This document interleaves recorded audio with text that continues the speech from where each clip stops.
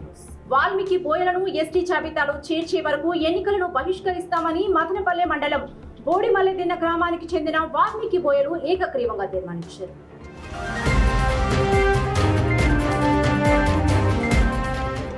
గురువారం రాత్రి స్థానిక ఆలయం వద్ద సమావేశమైన వారు సామూహికంగా ప్రతిజ్ఞ చేశారు. ప్రతి ఎన్నికల సమయంలో రాజకీయ పార్టీలు వాల్మీకి బోయలను ఎస్టీ జాబితాలో చేర్చుతామని హామీలు ఇస్తూ ఓట్లు పొందుతున్నాయని వారు ఆరోపించారు. ఎన్నికలు పూర్తయ్యాక హామీలను అమలు చేయకుండా తమను మోసం చేస్తున్నారని ఆవేదన వ్యక్తం చేశారు. ఇకపై రాజకీయ పార్టీల హామీలను నమ్మబోమని స్పష్టం చేశారు. వాల్మీకి బోయలకు ఎస్టీ హోదా కల్పించే వరకు ఎలాంటి ఎన్నికల్లోనూ ఓటు వేయకుండా ఎన్నికలను బహిష్కరిస్తామని ఏకగ్రీవంగా తీర్మానించారు. ప్రతి ఎన్నికల సమయంలో రాజకీయ పార్టీలు వాల్మీకి బోయలను ఎస్టీ జాబితాలో చేర్చుతామని హామీలు ఇచ్చి మా ఓట్లను పొందుతున్నప్పటికీ ఎన్నికలు పూర్తయిన తర్వాత మా హామీలను అమలు చేయకుండా మమ్మల్ని మోసం చేస్తూ వస్తున్న విషయాన్ని మేము గుర్తిస్తున్నాము. ఇకపై ఎటువంటి రాజకీయ పార్టీ ఇచ్చే హామీలకు మోసపోకుండా వాల్మీకి బోయలను ఎస్టీ జాబితాలో చేర్చే వరకు ఎలాంటి ఎన్నికల్లోనూ ఓటు వేయబోమని ఎన్నికలను బహిష్కరిస్తున్నామని ఏకగ్రీవంగా తీర్మానం చేస్తున్నాము. మా న్యాయమైన హక్కు సాధించే వరకు మేమంతా కుల రాజకీయ వ్యక్తిగత విభేదాలకు అతీతంగా ఐక్యంగా శాంతియుతంగా మరియు ప్రజాస్వామ్యబద్ధంగా పోరాటం చేస్తున్నామని ప్రతిజ్ఞ చేస్తున్నాము. ఎట్టి పరిస్థితుల్లోనూ మా నిర్ణయం నుండి వెనక్కి తగ్గబోమని మా భవిష్యత్తు తరాల హక్కుల కోసం ఈ పోరాటాన్ని కొనసాగిస్తామని సామూహికంగా వాల్మీకి మహర్షి సాక్షిగా ప్రమాణం చేస్తున్నాము.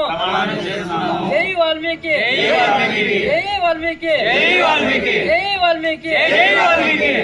వాల్మీకి బోయల ఐక్యత, వాల్మీకి బోయల ఐక్యత, వాల్మీకి బోయల ఎస్టీ హక్కులు సాధించాలి. వాల్మీకి బోయల ఎస్టీ హక్కును, వాల్మీకి బోయల హక్కులను జై వాల్మీకి, జై వాల్మీకి. కడప జిల్లాలో మూఢనమ్మకాల పేరుతో బాలుడికి నరబలి ఇచ్చేందుకు జరిగిన యత్నాన్ని పోలీసులు భగ్నం చేశారు.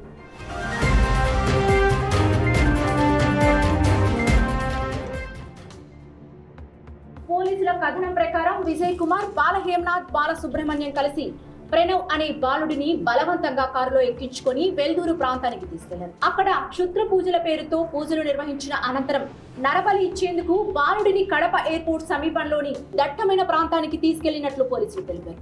కత్తితో బాలుడిని హతమార్చేందుకు సిద్ధమవుతూ ఉండగా ప్రాణ భయంతో ప్రణవ్ కేకలు వేయడంతో స్థానికులు అక్కడికి చేరుకున్నారు. దీంతో నిందితులు బాలుడిని వదిలేసి పరారయ్యారు. అంటే నేను కారు ఎక్కకుండా తప్పించుకొని ఊర్లోంచి తిరిగి మొత్తము వేరే వాళ్ళ ఫోన్ ఇప్పించుకొని వాళ్ళ ఫోన్లోంచి ఫోన్ చేసి సమాచారం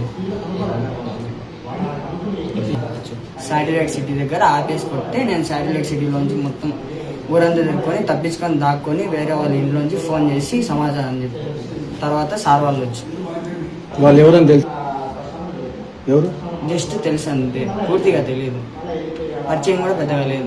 నిన్ను ఎందుకు కొట్టారు? తెలియదు. కొడతా అంటే కూడా ఎందుకు అడుగుతా అంటే కూడా వల్గర్ లాంగ్వేజ్ యూజ్ చేస్తున్నారు. వల్గర్ లాంగ్వేజ్ యూజ్ చేస్తానే కొట్టినారు. అంటే తెలియకుండానే వాళ్ళు మాకు తెలిసిన వాళ్ళు తీసుకొని వచ్చినారు. వాళ్ళని ఎన్ని రోజుల క్రితము? ఒక 3 days క్రితము 2 days ఉండేసినారు. మేము వద్దు ఇంకా గట్టి అడిచి వెళ్ళిపోండి అంటే వెళ్ళిపోయి సండే నైట్ వచ్చినారు. సండే నైట్ మండే మార్నింగ్ పోయే వాళ్ళు ఆగినారు. ఎందుకు ఆగినారు తెలియదు.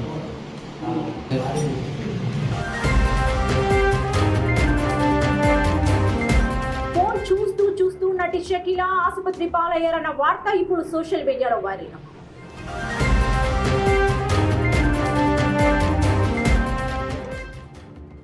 గేమ్స్, యూట్యూబ్, ఇన్స్టాగ్రామ్ వీడియోలు చూస్తూ ఎక్కువసేపు మొబైల్ ఉపయోగించడం వల్ల తీవ్రమైన మెడ నొప్పి వచ్చిందని షకీలా వెల్లడించారు.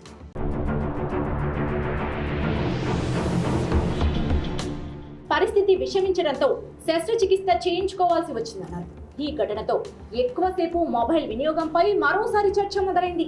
ముఖ్యంగా ఫోన్ను కిందకు చూస్తూ ఎక్కువసేపు ఉండటం వల్ల మెడపై ఒత్తిడి పెరిగే అవకాశం ఉంది. పిల్లలు, పెద్దలు ఫోన్ ఎంతసేపు వినియోగిస్తున్నారో గమనించండి.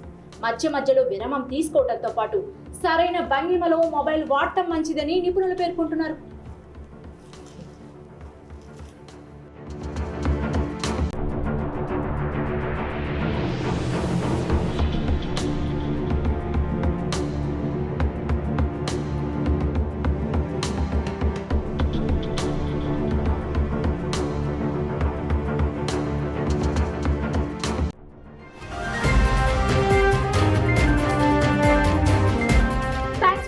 ఇలాంటి తాజా అప్డేట్స్ కోసం రాయలసీమ న్యూస్ టీవీని ఇప్పుడే సబ్స్క్రైబ్ చేసుకోండి. జై రాయలసీమ.